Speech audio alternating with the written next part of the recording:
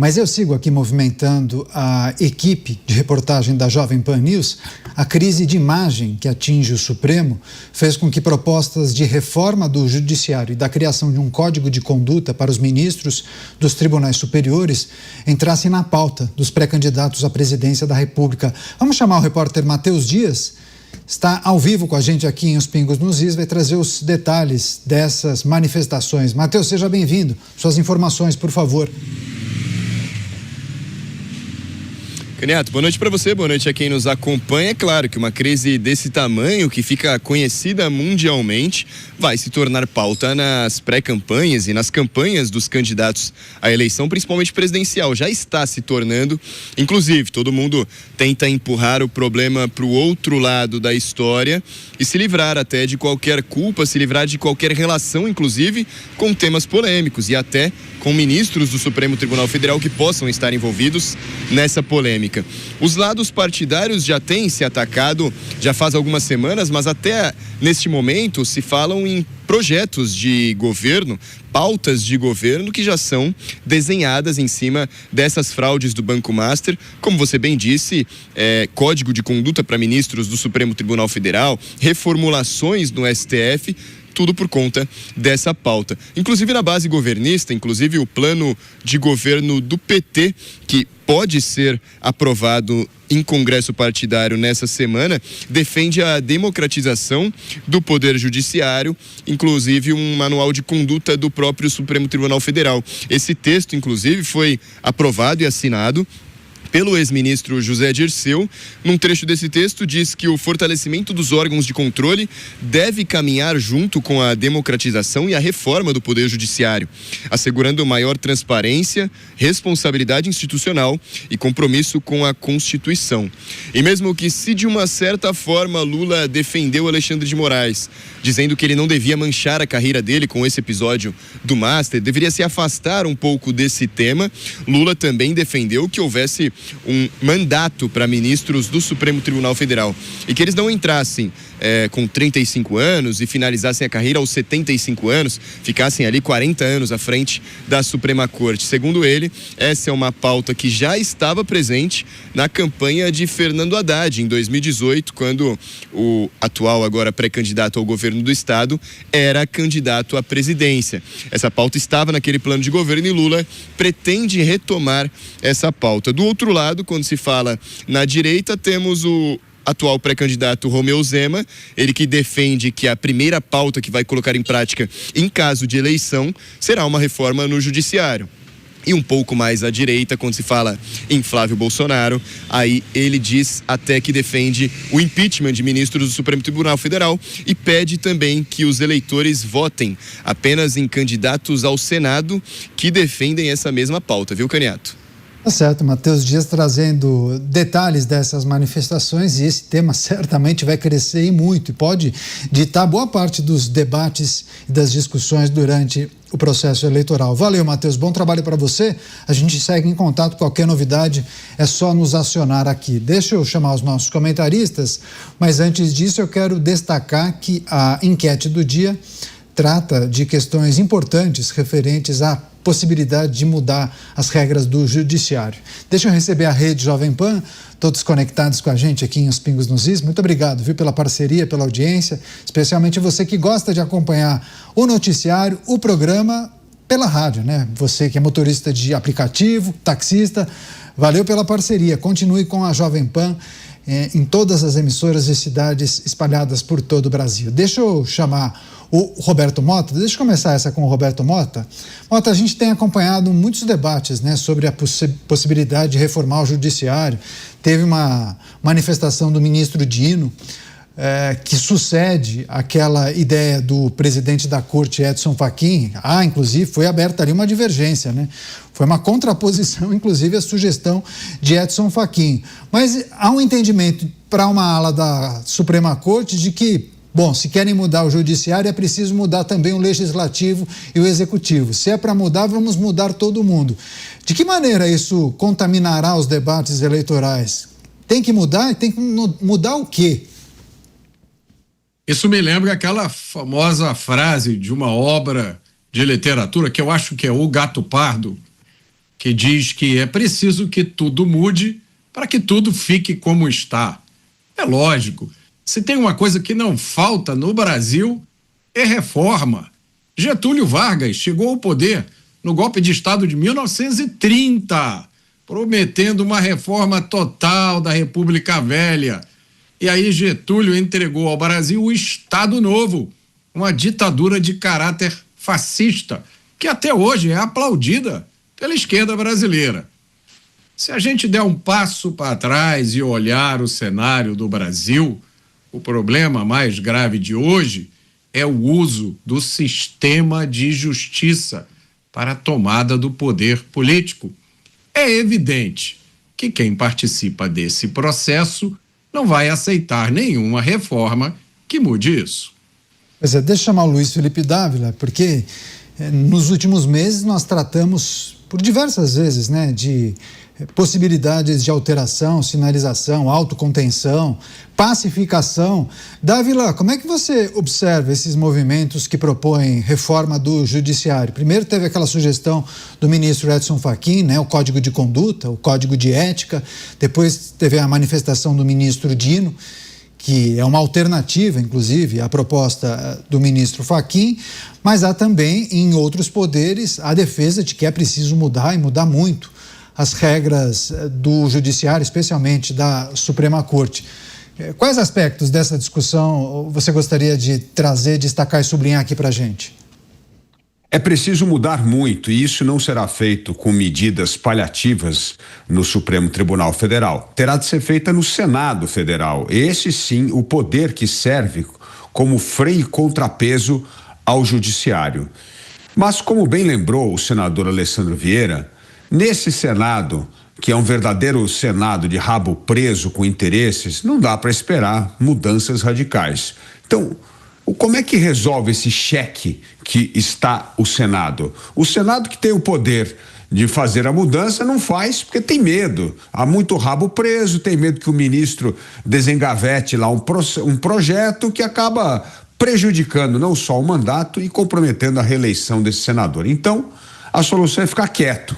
E aí nós não toleramos como cidadãos. Então, como é que sai dessa encruzilhada? Como é que sai desse cheque? Esse cheque sai da seguinte forma: o Senado cria uma comissão de juristas notáveis. Pode incluir aí ex-ministros do Supremo, constitucionalistas notáveis, pessoas de profundo conhecimento jurídico, para escrever esse projeto de enquadramento do Supremo Tribunal Federal naquilo que está na Constituição, para ser uma corte constitucional. E neste projeto é preciso ressaltar pontos importantes.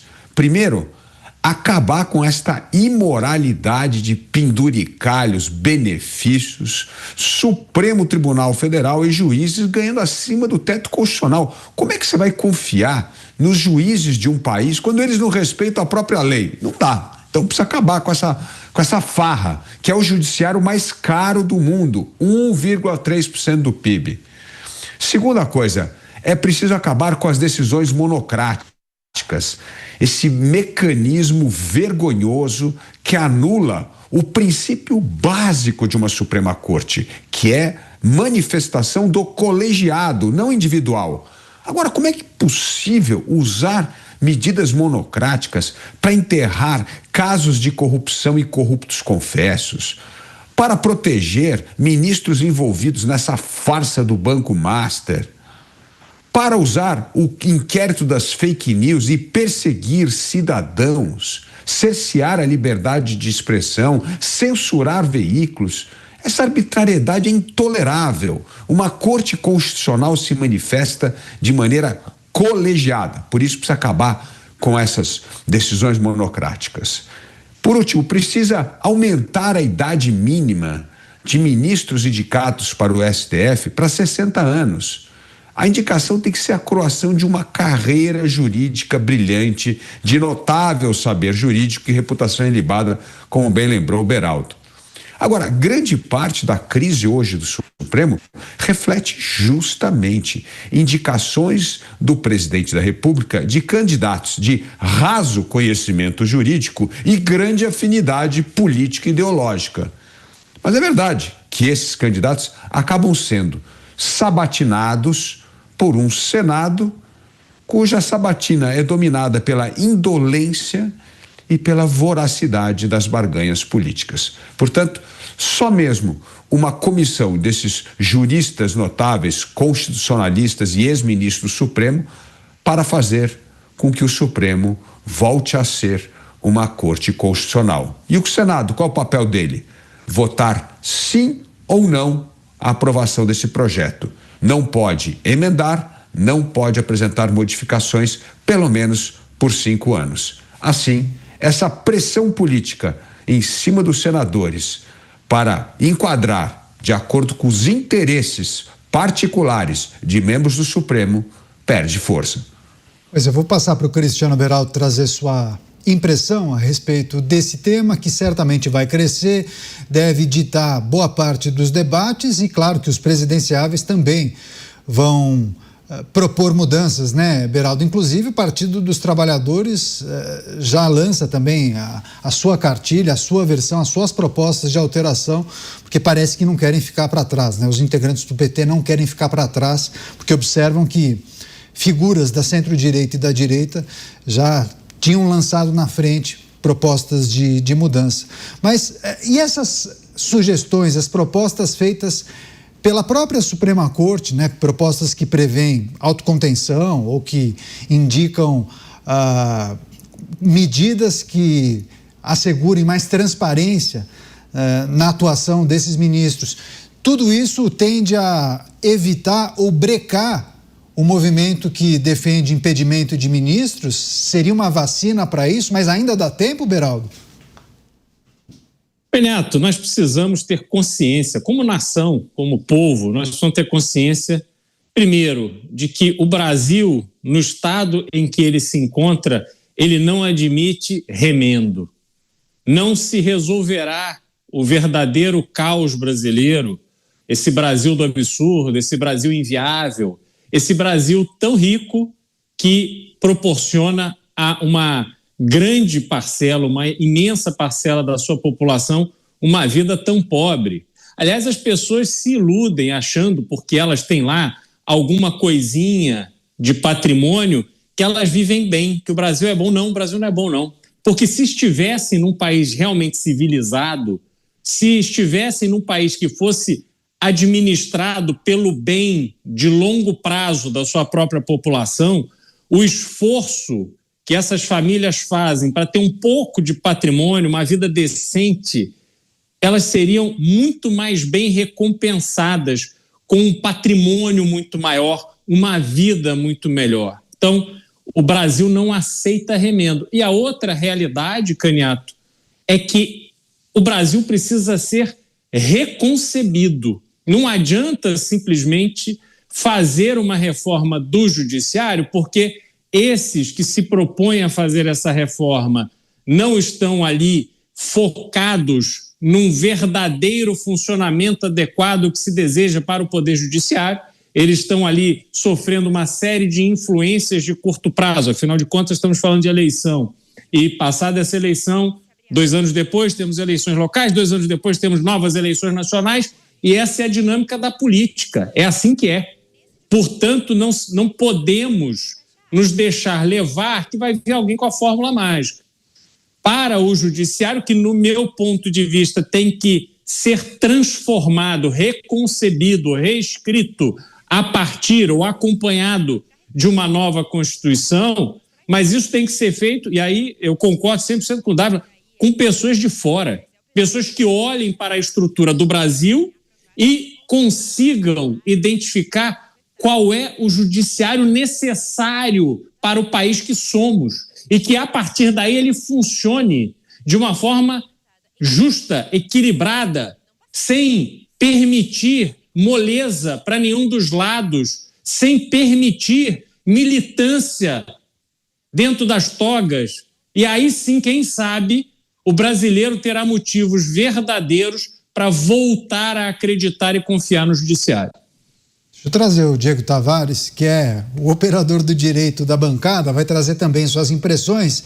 Esse tema cresce a cada dia, né, Diego? E há dúvidas exatamente sobre qual seria a reforma possível do judiciário.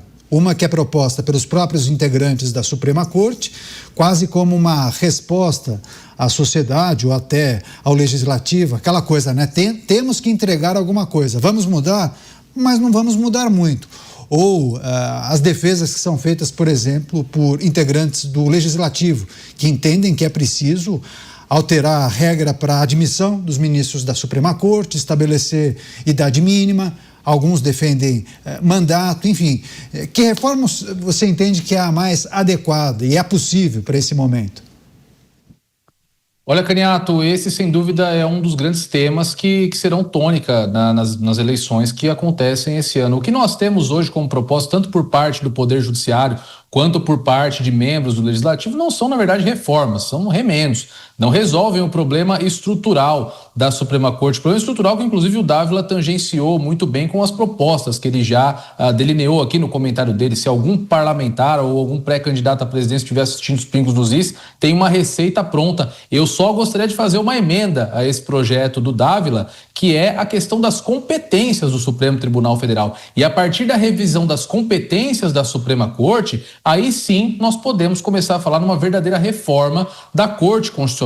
Nós temos uma distorção muito grande no papel da Suprema Corte brasileira. Só para você ter uma ideia, Caniato, também quem nos acompanha aqui nos Pingos nos Is, o Supremo Tribunal Federal é uma das cortes constitucionais que no mundo julga mais processos. O Supremo Tribunal Federal tem em média 65 mil processos por ano, processos que são divididos aí pelos 11 ministros. Os Estados Unidos, por exemplo, tem 60, não é 60 mil, são só 60 processos para serem julgados em um ano. Por quê? Porque é uma Suprema Corte que se volta ao papel de corte constitucional, uma corte que tem por finalidade somente o exame da Constituição. Aqui o Supremo Tribunal Federal, ele examina a Constituição, ele é a instância recursal de processos, ele é a instância originária de processos criminais, algo que inclusive, infelizmente, de forma pouco republicana, virou moda nos últimos tempos, né? O Supremo Tribunal Federal iniciar processos criminais e atuar, inclusive, como investigador e, por vezes, ainda quando os próprios ministros são vítimas. Então, considerando esse alto volume de competências do Supremo Tribunal Federal, qualquer alteração, seja o mandato, seja a alteração dos critérios de escolha, não vai passar de um remendo, não vai solucionar o problema.